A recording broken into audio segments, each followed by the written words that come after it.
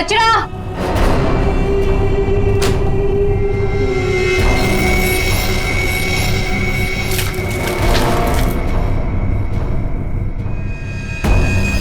इसको सही जगह फेंकना और संभाल के देना, कोई देखे नहीं। आप चिंता मत कीजिए, मैं सब संभालूंगी।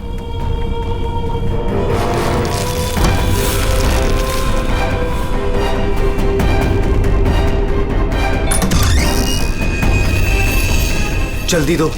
कौन है बेटा? कोई नहीं माँ, कचरा वाली थी।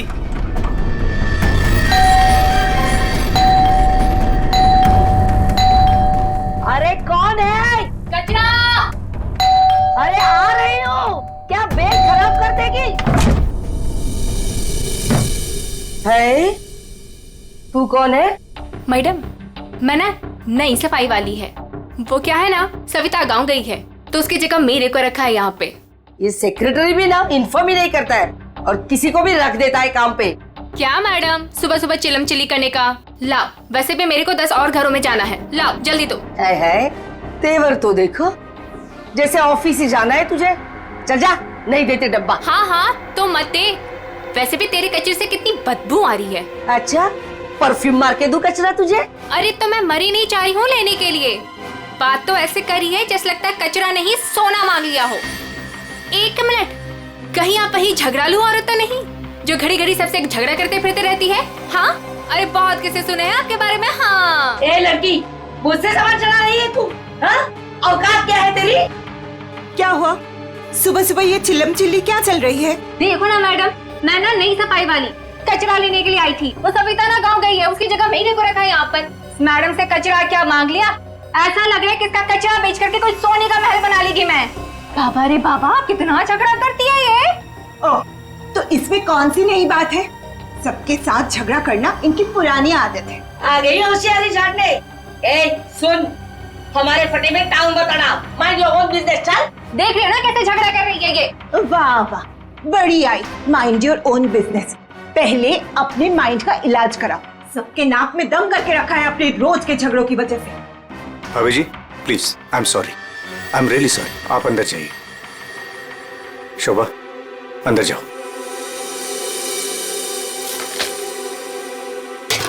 जाओ।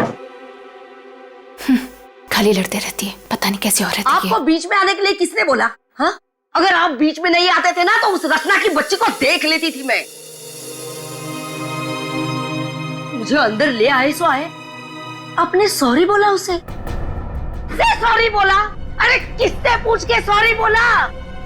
हमेशा से गलत काम करते हो, हमेशा से गलत काम करते रहते हो। हाँ हाँ हाँ, सब हमारी गलती है, हमारी गलती है सब।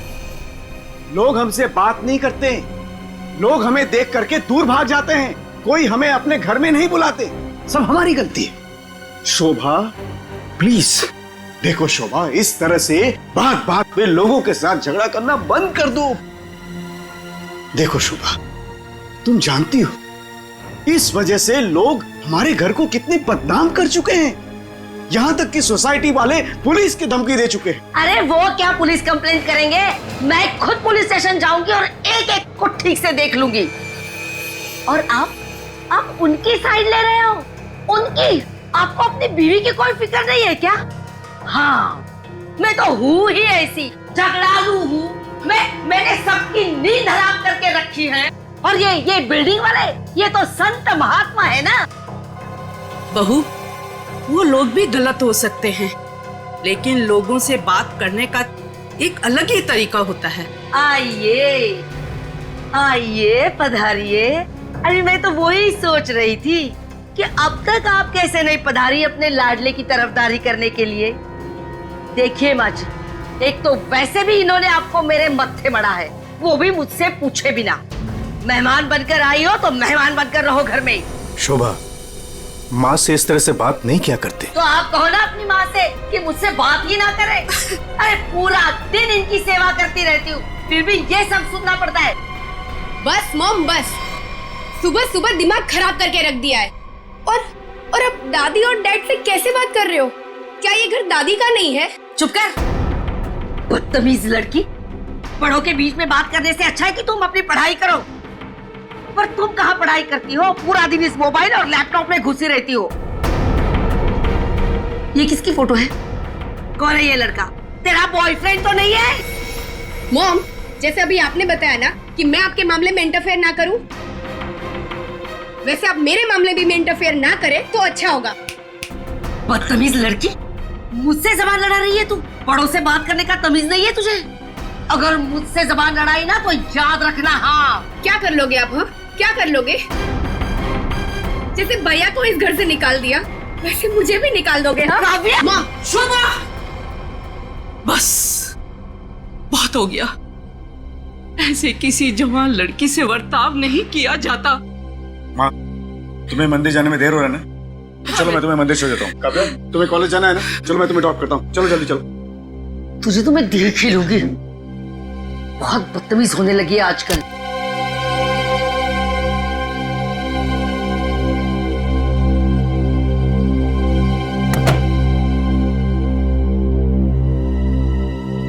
आने दो इस बुढ़िया को मंदिर से, दरवाजा ही नहीं खोलूंगी। देखती हूँ अंदर कैसे आती है।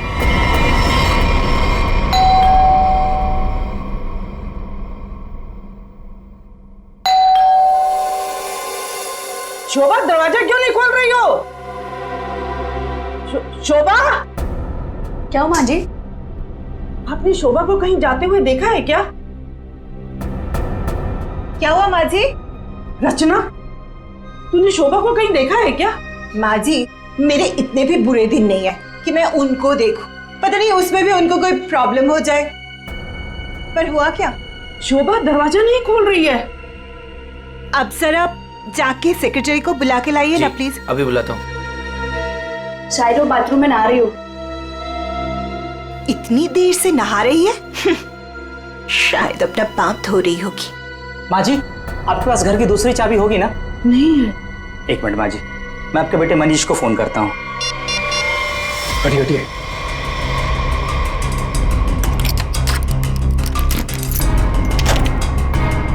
माँ, दरवाजा अंदर से बंद है। अंदर से कैसे बंद है? सर, घाव काफी गहरा है, लगता है किसी भारी चीज से वार किया गया है। कोई एक्सीडेंट? इनका पैर फिसला और किसी चीज से टकरा के गिर गई। हाँ, एक्सीडेंट हो सकता है। एक काम करो, घर में जितना सारा फर्नीचर है चेक करो, उसके कॉर्नर चेक करो फर्नीचर के, और फिर देखो कहीं पर नुकीली चीज है क्या, शायद उसी से टकराई हो। सर।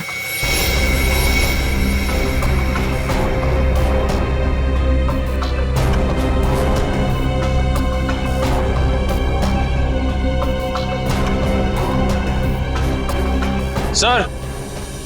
हाँ निखिल। सर, टूटा हुआ बांस और सर इस पे खून भी लगा हुआ है। हाँ, लगता है खूनी ने ये बाज बेचारी शोभा के सिर के पीछे मारा है इससे जोर से, और फिर शायद शोभा अपनी जान बचाते बचाते यहाँ से बाहर गई, गिर गई और फिर दम तोड़ दिया होगा। लेकिन सर, दरवाजा तो अंदर से बंद था, कुंडी लगी हुई थी, तो फिर खूनी घर से बाहर गया कैसे होगा? सर, हो सकता है बालकनी से चला गया। नहीं निखिल, इतनी ऊंचाई से कोई बाहर जा ही नहीं सकता है। सर, घर के बाहर सीसीटीवी कैमरा लगा हुआ। बस तो फिर वो सीसीटीवी कैमरा का फुटेज और लॉबी के सीसीटीवी कैमरा का फुटेज सब देख लेते हैं।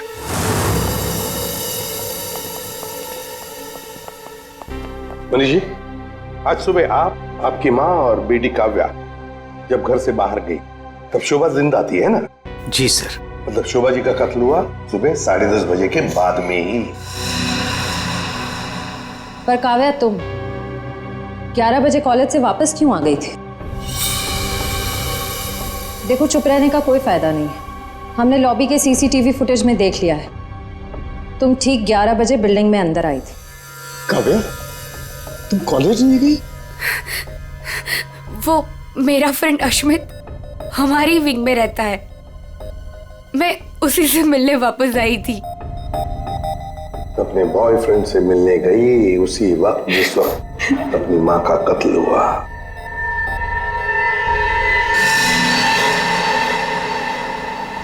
तुम कौन हो? मैं रितेश। रितेश, आपका बेटा? जी सर। पर तुम तो घर छोड़कर चले गए थे। जी वो मैं घर छोड़कर नहीं गया था, मुझे इनकी पत्नी ने घर से निकाल दिया था।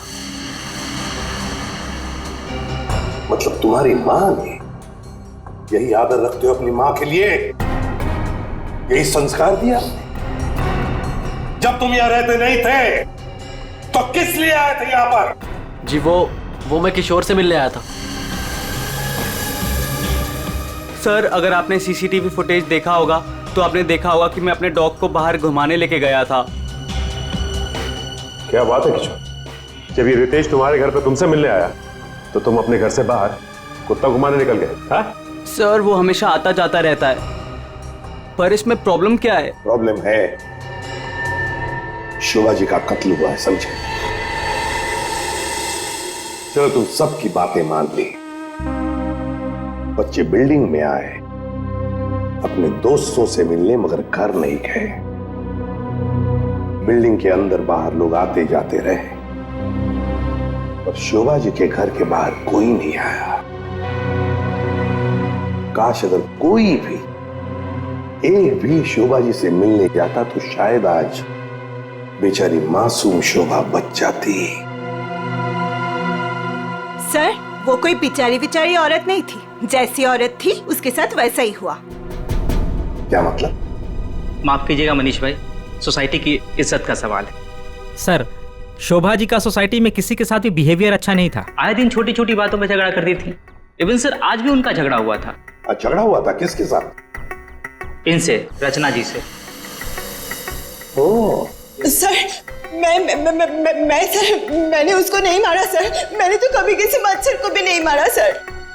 एसीपी साहब, इन सोसाइटी के सारे लोगों को मैं जानता हूं, इनमें से ऐसा कोई नहीं है जो शोभा को इस तरह से मार सके। और शोभा जी का खून तो हुआ है ना, किसी ने तो किया है। अरे तारिका, ये क्या कर रही हो? ऐसा क्या करते हो डॉक्टर साहब ने? करने दीजिए ना सर, कुछ भला करने जा रही है तो उसे टोकना ठीक नहीं है ना सर? अरे नहीं, मैं जानता हूं अच्छी तरह से। जिस दिन मैं वहां पर लाशों की जगह लेटा हुआ होऊंगा ना, तुम लोग सबको मिठाई बांटने वाले हो, जानता हूं मैं तुम्हारे सारे इरादों के गुब्बारों को उड़ने से पहले ही फोड़ करके दम लूंगा, समझे? हमारी वजह से आप बच गए सालू के साहब, वरना तारिका ने तो आपका सर फोड़ ही दिया था। अरे मैं तो सिर्फ इनायत कर रही थी। अच्छा, सालू के साहब का सर फोड़ने का? जी नहीं, इस औरत के सर पे किस चीज से बहुत जोर से मारा गया है जिससे इसकी मौत हो गई, ये पता लगाने के लिए। देख सालुंखे, किस चीज से मारा ये तो हमें पता है, यही मर्डर वेपन है। हाँ, इस पे तो हमें इनका खून भी मिला था जो उस वक्त तक सूखा भी नहीं था। ये लो, बहुत बढ़िया है? जो भी वहां पर मिला उस पर भरोसा करके आगे सीधे आना, कमाल है, बिना अपना दिमाग लड़ाए। है तारिका, कई बार मैं सोचता हूँ अगर हम नहीं होते तो इन लोगों का बेचारों का होता क्या है? ये बात हमें क्राइम सीन पर मिला है, अगर इससे नहीं मारा गया तो फिर इस पर खून कहां से आ गया? क्या अपने आप छल के आ गया है? ये मैं नहीं जानता हूं, लेकिन हाँ ये मैं जरूर जानता हूं कि ये मर्डर वेपन नहीं। डॉक्टर साहब, आप इतने कॉन्फिडेंस के साथ कैसे कह सकते हैं? हाँ, अब आए पॉइंट पर। तो सुनो, इस औरत की मौत हुई है खोपड़ी की हड्डी टूट जाने की वजह से, और हड्डी टूटी नहीं, चकनाचूर हो गई। और ऐसा तभी हो सकता है जब जबरदस्त तरीके से इस पर वार किया गया, बहुत ज्यादा इंपैक्ट की जरूरत होती है। और इस वार से कितनी भी जोर से क्यों ना मारा गया, हड्डी इस तरह से चकनाचूर नहीं हो सकती। अगर इनका खून इस वार से नहीं हुआ है तो फिर किस चीज से हुआ है? बहुत भारी चीज से इसके सर पे वार किया गया है। बहुत भारी चीज से? तो फिर सालुंखे, हमें वहां क्राइम सीन पर इसके अलावा और कोई भारी चीज नहीं मिली, समझे?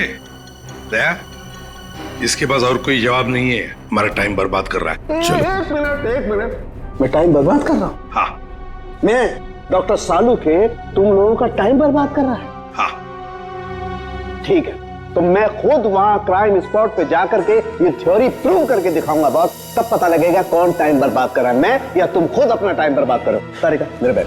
अरे बैग दो ना तुम यार, मैं बताता हूँ इन्हें कौन टाइम बर्बाद कर रहा है। Fast quick. सब अभी बता दो, मैं टाइम बर्बाद कर रहा हूँ। सालूम के साथ तो कोयले के इंजन की तरह धुआं उड़ाते हुए चले गए। गुस्सा हो गए क्या?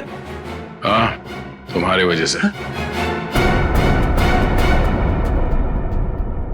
अब आएगा मजा।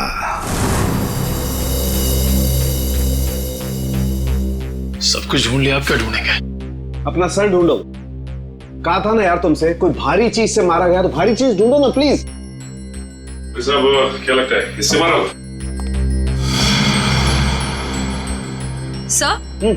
सर क्या इससे मारा होगा? नहीं, इससे नहीं हो सकता। सर ये देखिए सर, काफी भारी है सर, इससे मारा होगा।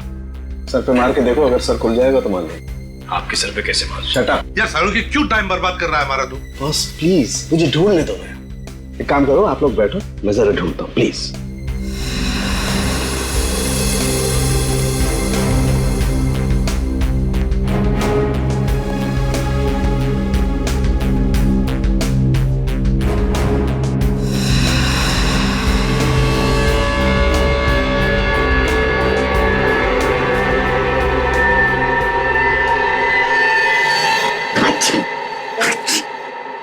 पूरी दुनिया में सर्दी फैलाएगा।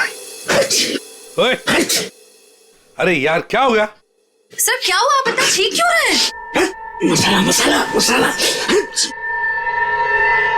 हाँ सर, चारों तरफ मसाला गिरा हुआ है और यहाँ पे निशान भी है। लगता है मसाला कूटने का खलबट्टा रखा था यहाँ पे। सर बट्टा तो काफी भारी भी होता है। एक काम करो, आसपास जितने भी घर हैं, सारे के सारे घर चेक करो। श्रेया, दादी माँ को लेकर आओ।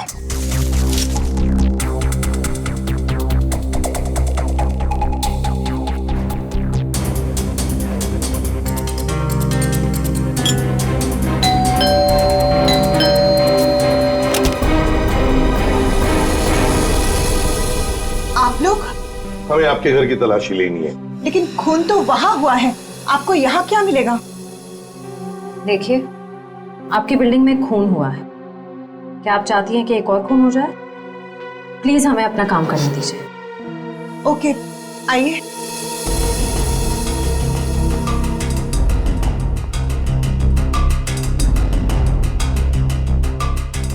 शोभा भी ना मरने के बाद भी मेरी पीछा नहीं छोड़ेगी।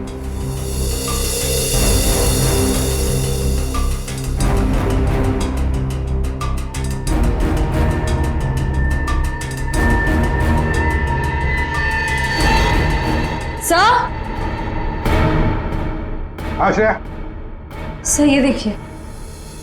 सर ये तो हमारी है। नहीं नहीं, ये तो हमारा है। आंटी जी को कोई गलतफहमी हो रहा है। सर इसके नीचे शोभा का नाम लिखा हुआ है। शोभा? तो क्या आपने इन्हें ये दिया था? नहीं सर, आज सुबह तक तो ये हमारे पास ही था। तो फिर यहाँ कैसे? जरा चेक कर लिया।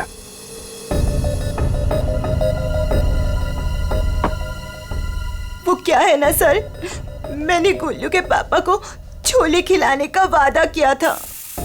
शोभा जी तो मर ही गई थी, वो इससे क्या करती, इसलिए मैं ये लेके चली आई। मैंने कोई खून नहीं किया सर, मैं सच बोल रही हूँ सर, मैंने कोई खून नहीं किया। बॉस, इन पर तो कहीं भी खून के ट्रेसेस नहीं। खून का निशान नहीं? मतलब ये मर्डर वेपन नहीं है? मुझे लगता है शोभा ही हमें बताएगी कि उसका खून कैसे हुआ है और किसने किया।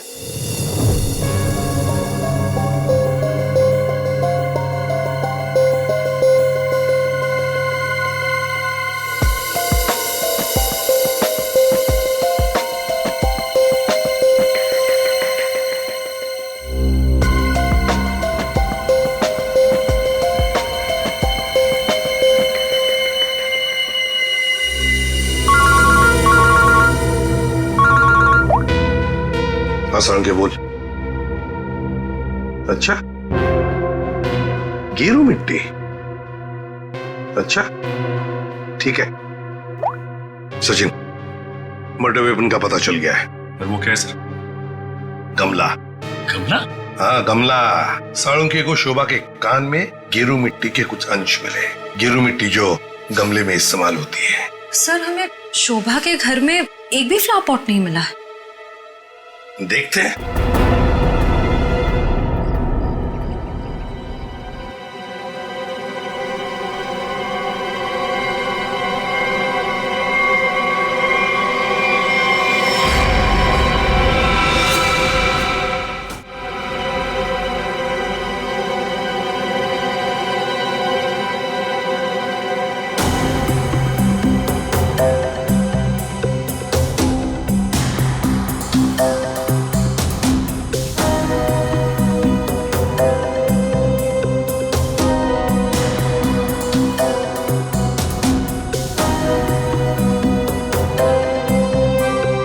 गमला यहीं पर गिरा है। पर सर गमला गया कहाँ? हो सकता है किसी ने साफ कर दिया हो ताकि कोई सुराग न बचे, लेकिन मौत हुई है इस गमले की वजह से ही। लेकिन सर ऐसा कैसे हो सकता है? घर के बाहर लगे सीसीटीवी फुटेज में तो हमने किसी को कमरे के अंदर जाते देखा नहीं। तो फिर शोभा जी के सर पे गमला मारा किसने होगा? वही तो समझ में नहीं आ रहा है सचिन कि गमला मारा किसने, और फिर इतने जोर से मारा है कि किसी इंसान की जान ही चली जाए। हाँ सर, सवाल ये भी है कि बंद कमरे से खूनी बाहर गया कैसे? जमीन चीर के या आसमान फाड़ के? जमीन चीर के तो नहीं निखिल, जमीन चीर के नहीं, आया होगा तो आसमान फाड़ के ही। 1 2 3 4 5 6 7वीं मंजिल पर शोभा जी रहती है, वो रही उसकी बालकनी, और बिल्कुल उसी के ऊपर है 8वीं मंजिल की बालकनी। चलो चलकर देखते हैं।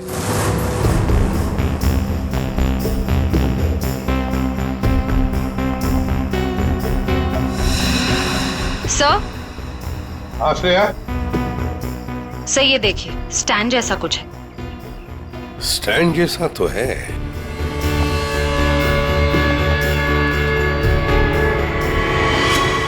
श्रेया, ये गमले का ही स्टैंड है। गमला इसी स्टैंड पर था। ये देखो, यहाँ से गमला यूं धक्का मार के नीचे फेंका गया। ये फ्लैट किसका है? सर किसी NRI का है, और बिल्डिंग का सेक्रेटरी होने के नाते इसकी चाबी सिर्फ मेरे पास ही रहती है सर। क्या हाल फिलहाल में यहाँ पर कोई आया था? मुझे नहीं पता। तुम्हें पता नहीं? तो फिर इसका एक ही मतलब हो सकता है कि जबकि इस फ्लैट की चाबी सिर्फ तुम्हारे पास ही है, तो इस फ्लैट में भी सिर्फ तुम ही आए होंगे। ये क्या कह रहे हैं सर? मेरे कहने का मतलब है कि फ्लैट की चाबी उन्होंने मुझे दी थी। क्या है सर कि सारे एम्प्टी फ्लैट की चाबी ऑफिस के ड्रॉअर में होती है। एजेंट लोग सर कभी भी आते जाते रहते हैं, तो सर मैं 24 घंटे उनके लिए घर पे थोड़ी ना रहूंगा सर। ये खाली फ्लैट्स की चाबियां ऑफिस में रहती है, ये बात सबको पता है?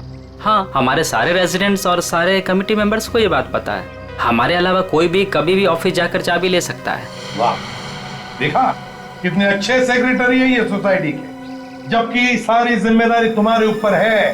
फ्लैट के अंदर कोई भी घुस सकता है, कुछ भी कर सकता है। यहाँ तो एक खून हुआ है, खून, समझे? और ये जिम्मेदारी सिर्फ तुम्हारी है। सर खून तो शोभा जी के फ्लैट में हुआ है सर, इससे इस फ्लैट का क्या कनेक्शन हो सकता है सर? जाइए आप, जाइए नीचे और सबको इकट्ठा कीजिए, सारे रेसिडेंट्स को कंपाउंड में। जाइए जल्दी। जी सचिन, ये देखो, हम हैं 8वीं मंजिल की बालकनी पर और शोभा जी रहती थी 7वीं मंजिल पे।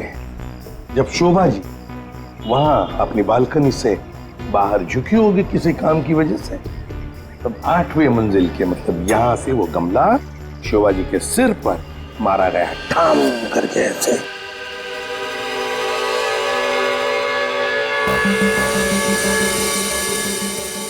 भगवान का लाख लाख शुक्र है, वरना आज तो मसाला कूटने के चक्कर में मेरी कुटाई हो जाती उन CID वालों के हाथों। इसीलिए छोले को मारो गोली, ये लौकी खिला दूंगी गुल्लू के पापा को।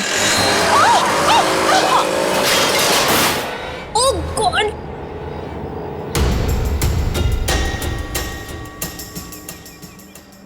ये क्या किया? आज तो शायद लौकी भी नसीब में नहीं है। एक्सक्यूज मी, हाँ गलती आपकी है। एक तो आप मेरे बीचों बीच आ गई, उल्टा आप मुझे सुना रही हैं।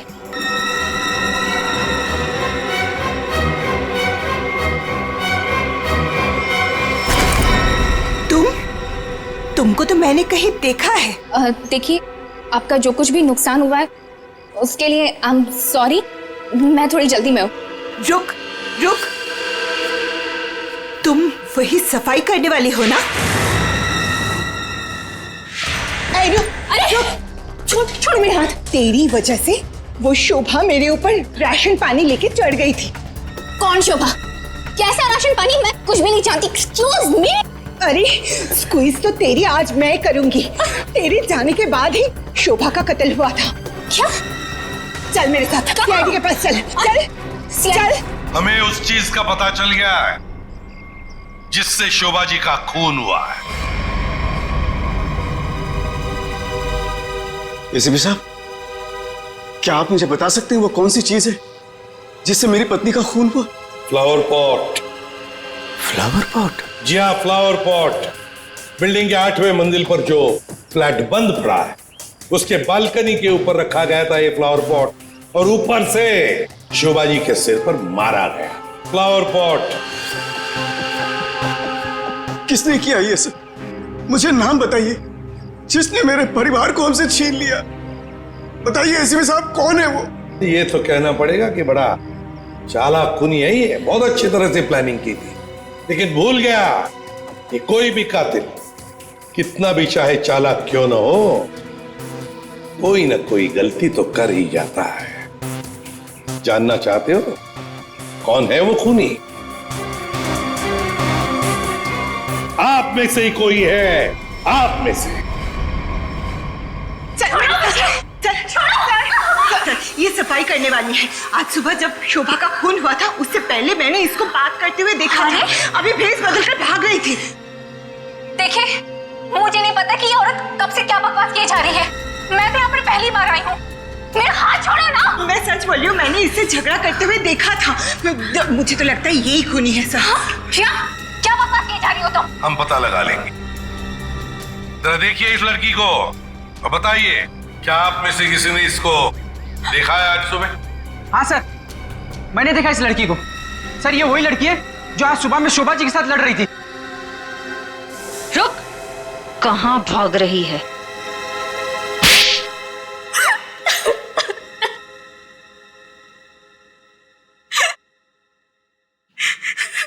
ये सब रोना धोना बंद करो और बताओ कौन कौन है इसके पीछे। तुम्हारे अकेली का काम नहीं है ये। बताओ जल्दी। कौन कौन मिला हुआ है तुम्हारे साथ इस काम में? है? क्यों खून किया शोभा का? खून? नहीं सर, मैंने कोई खून नहीं किया। मुझे कुछ नहीं पता, मैं सच कह रही हूँ। जमाना बड़ा बदल गया है सर। इतनी महंगी घड़ी और ब्रांडेड चप्पलें पहन के घूम रही है। यहां तो सीआईडी में ईमानदारी से काम करने के बाद पिछले 5 साल में ये वाले जूते पहन पाया हूं मैं। हाँ, सच कह रहे हो फ्रेडी। लेकिन ये है ना, मुखौटा पहनी है सफाई कामगार का, है तो कोई और ही। पूर्वी, ऐसे नहीं बताइए। हाँ, बोल नहीं। प्लीज मैम, मुझे मत मारिए। मैं बताती हूँ, मैं सब सच बताती हूँ। दरअसल मेरे पास एक फोन कॉल आया था। कौन लोग थे मुझे नहीं पता, लेकिन वो लोग शोभा से बदला लेना चाहते थे। बदला कैसे लेना है वो सारे इंस्ट्रक्शन मुझे फोन पर बता दिए गए थे। मैंने बस उसे फॉलो किया था और कुछ नहीं किया था, खून नहीं किया था सर। एक अनजान आदमी ने तुम्हें फोन कॉल किया और तुम उसकी मदद करने के लिए तैयार हो गई? हाँ सर। ऐसी क्या दुश्मनी थी तुम्हारी शोभा से? सर, शोभा अच्छी औरत नहीं थी। वो बहुत ही घमंडी और झगड़ारू किस्म की औरत थी। समय एक स्टोर में सेल्स गर्ल का काम किया करती थी। मेरे स्टोर में आई वो एक दिन, नेल पेंट दिखाने के लिए कहा। नेल पेंट का ढक्कन जब मैं खोल रही थी तो सर गलती से वो नेल पेंट की कुछ बूंदें उसके साड़ी के पल्लू पे गिर गई थी सर। उसके बाद उसने जो हंगामा खड़ा किया, मैंने उससे माफी मांगी, मिन्नती की कि प्लीज मुझे माफ कर दीजिए, लेकिन उसने उसने मेरी एक बात भी नहीं मानी। मैनेजर के पास चली गई सर। मैनेजर ने मुझे नौकरी से बाहर निकाल दिया। 2 महीने तक मुझे कहीं कोई नौकरी नहीं मिली। घर का किराया तो दूर, खाने तक को मेरे पास पैसे नहीं थे। मकान मालिक मेरे सिर पर चढ़ करके मुझे परेशान करने लगा, कहा कि निकलो मेरे घर से। सर, उसने मेरी पूरी जिंदगी तबाह कर दी। फिर मैंने ठान लिया था कि उस शोभा से मैं बदला जरूर लूंगी। इसलिए तुमने कानून को अपने हाथ में लेने का फैसला किया है? सर, मैं मानती हूँ कि मुझसे बहुत बड़ी गलती हो गई। प्लीज आप लोग मुझे माफ कर दीजिए, प्लीज। ये लो, सब कुछ मान लिया तो माफी मिल गई? ऐसे लगता है तुम्हें? है? तुम्हारी सजा हम कम कर सकते हैं, मगर एक शर्त पर। हाँ सर, मुझे आप लोगों की सारी शर्त मंजूर है। बताइए मुझे क्या करना होगा। तो ये बताओ कि फोन पे एग्जैक्टली क्या इंस्ट्रक्शन दिए गए थे तुम्हें? मुझे बस वो फ्लावर पॉट गिरने के बाद उसे साफ करने के लिए कहा गया था। वो फ्लावर पॉट जैसे बालकनी से शोभा के सर से टकराकर नीचे गिरा तो मेरे पास उसे झट से साफ करके वहां से मैं निकल गई। बस यही किया था मैंने। वो फ्लावर पॉट किसने फेंका था? Flower pot? नहीं, किसी ने फेंका नहीं था। किसी ने नहीं फेंका? ये कैसे हो सकता है? कोई तो ऊपर था फेंकने वाला। नहीं सर, मैं सच कह रही हूँ, वहाँ पर कोई नहीं था। वो फ्लावर पॉट अपने आप गिरा था। कौन था ऊपर? यकीन कीजिए, मैं क्यों झूठ बोलूंगी आप लोगों से।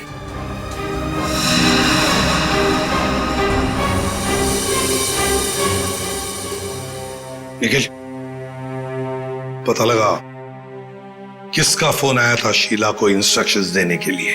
सब उदय, टूटे हुए फ्लावर पॉट के टुकड़े अच्छी तरह से देखो।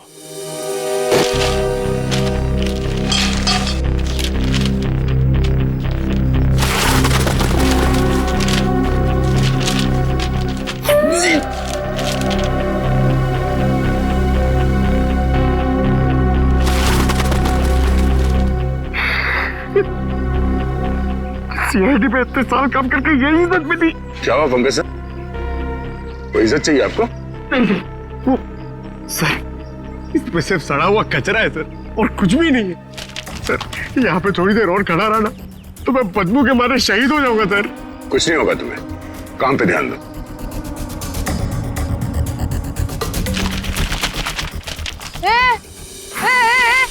ये क्या कर रहे हो? ये मेरा इलाका है, यहाँ मैं किसी और को कब्जा जमाने नहीं दूंगी। अरे कौन कब्जा करना चाहता है? मेरा बस चले तो मैं खुद यहाँ से सलट लूं। तो फिर मेरे इलाके में कचरा चुनकर ये मेरे पेट में लात क्यों मार रहे हो? अरे मेरी माँ, आपके पेट पे कोई लात नहीं मार रहा है, मैं खुद यहाँ पे अपनी नौकरी बचा रहा हूँ।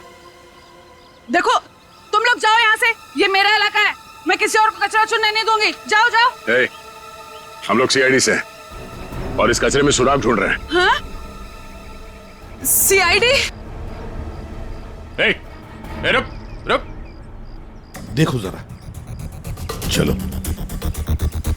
सर, हाँ, सर पे पैर रख के भाग गई सर। आपको थोड़ा सॉफ्ट रहना चाहिए, आपको देख के डर के भाग गई। सर वो टाइम नहीं ना, वो कचरा।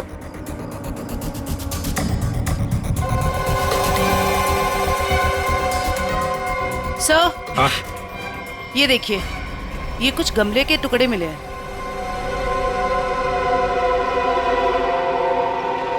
अच्छा, खून लगा हुआ है। हाँ दया, लगता है ये वही फ्लावर प्लॉट है जिससे खून हुआ है। अब ये खून शोभा का है या नहीं, ये तो फोरेंसिक लैब से ही पता चल जाएगा। लेकिन और भी तो कुछ होना चाहिए यहाँ पर, और कुछ होना चाहिए। देखो जरा, अच्छी तरह से देखो दोबारा। सर बाकी तो हमने हर जगह देख लिया सर, और ऐसा कुछ मिला नहीं जो। देखो तो सही। यहाँ मैंने कुछ नहीं किया साहब, मैं निर्दोष हूँ साहब, मैं निर्दोष हूँ। कुछ नहीं किया तो हमें देख के भागी क्यों? वो साहब, बिरजू कह रहा था कि जब भी पुलिस वाले देखो ना तो अपनी जान बचाओ और भागो, पता नहीं फिर कब मुसीबत में फंस जाए। एक मिनट देखो, किसी भी मुसीबत में नहीं फंसोगी तुम। इतना बताओ, क्या सुबह तुमने यहाँ से कुछ कचरा उठाया था? हाँ? घबराओ मत, उठाया था कचरा? हाँ, उठाया तो था, इस थैले में ही है। दिखाओ जरा। नहीं नहीं, मैं नहीं दूंगी, ये मेरी रोजी रोटी है साहब। अरे हमें उसका भजिया नहीं तलना है, हमें सिर्फ ये देखना है कि उसके अंदर क्या है। इधर दो।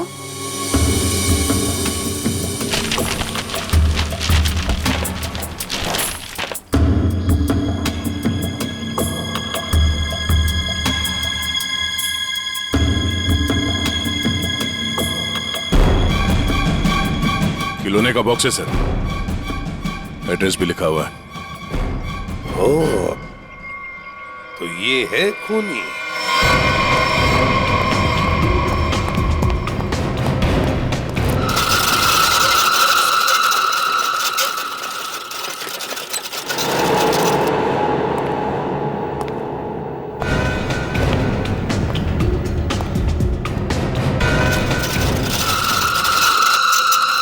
कौन है? कौन है? अरे कौन है यहाँ? सामने आओ। कौन है?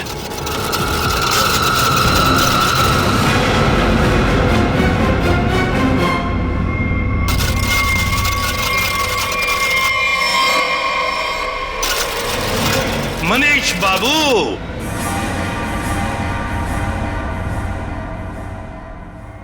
हाँ, खिलौनों के साथ बहुत खेल खेल लिए, अब ये तुम्हारा खेल खेलना खत्म। मैंने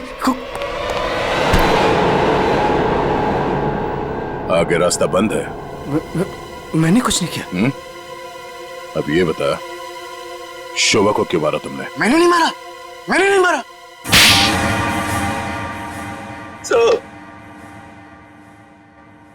शोभा एक झगड़ालू औरत थी साहब, झगड़ालू औरत। हमेशा गालियां देती थी साहब, हर छोटी मोटी बात पे चिल्लाती थी, भद्दी भद्दी गालियां देती थी। आतंक था साहब उसका एक। हम सबको वो मेंटली टॉर्चर दे रही थी साहब, लेकिन फिर भी हम सबने सहा, हर बात को सहा साहब। जब तक ये बात घर के चार दीवारी तक थी तब तक तो ठीक था, लेकिन धीरे धीरे ये बात साहब घर के चार दीवारी से बाहर निकल के मोहल्ले तक फैल गया।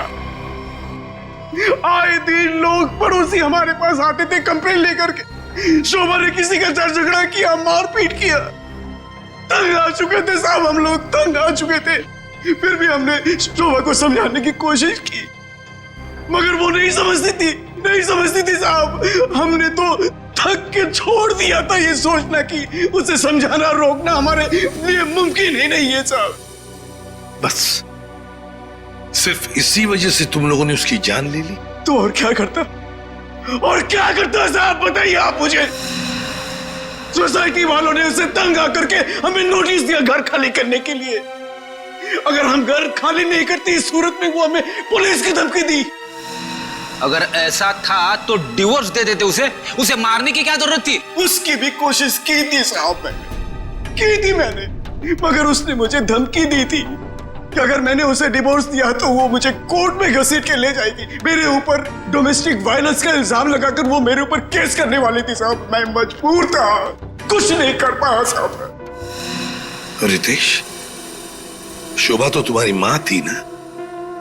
सर, माँ का प्यार इस दुनिया में सबसे बड़ा प्यार होता है सर, पर वो तो सिर्फ अपने आप से प्यार करती थी सर। उसकी जरूरतें, उसका घमंड सिर्फ उसके लिए ही था सर। इस वजह से जब उसे मेरे और मेरी गर्लफ्रेंड वानी के बारे में पता चला तो उसने इंसल्ट करके मुझे घर से बाहर निकाल दिया सर। और इसलिए जिस माँ ने तुम्हें जन्म दिया उसे ही मौत की नींद सुला दी तुमने, सिर्फ अपने खुशियों के लिए। हा? एक दिन रितेश मेरे पास आया एक सुझाव लेकर। उसने कहा कि पापा, अगर हमारी जिंदगी में शांति और चैन चाहिए तो शोभा की जिंदगी खत्म करनी होगी। और इसके लिए तुमने अपने पड़ोसी किशोर और नवीन की मदद ली, जो शोभा के दुश्मन थे उसके बर्ताव की वजह से। हाँ, सिर्फ इनको ही नहीं दया, इन्होंने बाकी सारे लोगों से भी कांटेक्ट किया जिनका कोई ना कोई झगड़ा था शोभा के साथ। उन सबको अपने प्लान में शामिल कर लिया, शोभा को मारने के प्लान में। शीला के बारे में तुम्हें कैसे पता चला? काव्या ने मुझे बताया उस दिन शीला और शोभा के झगड़े के बारे में, क्योंकि काव्या शोभा के साथ ही स्टोर में गई थी। तो तुम्हारे इस प्लान को अंजाम देने के लिए कोई बाहर वाला चाहिए था, और ये शीला इस काम के लिए एकदम परफेक्ट थी, और इसे शोभा से बदला लेना था, इसलिए ये भी मान गई। हैं? वैसे सारी प्लानिंग की कैसे तुम लोगों ने, बताओ जरा। नवीन ने ऑनलाइन पर ट्रॉली बुक की थी। डिलीवरी होने के बाद वो ट्रॉली और रिमोट वाणी को दिया था। वाणी पेशे से इंजीनियर है साहब। वो ट्रॉली और गमले को किस तरह से रखना है इसकी प्लानिंग उसी ने की थी, और फिर वो ट्रॉली और रिमोट लाके किशोर को दे दिया, और फिर काव्या और रितेश ने मिलकर वो गमले और ट्रॉली को ऊपर बैल्कनी में सेट कर दिया। तुम्हें कैसे पता चला कि ये शोभा बालकनी में किस वक्त आने वाली, कितने बजे? साहब हर रोज सुबह 10 बजे एक भाजी वाला ठेला लेकर के हमारे बिल्डिंग के नीचे आता है,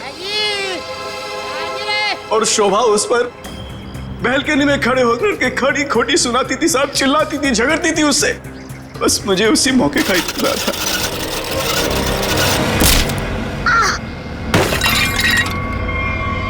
और फिर मैंने मां को फोन किया।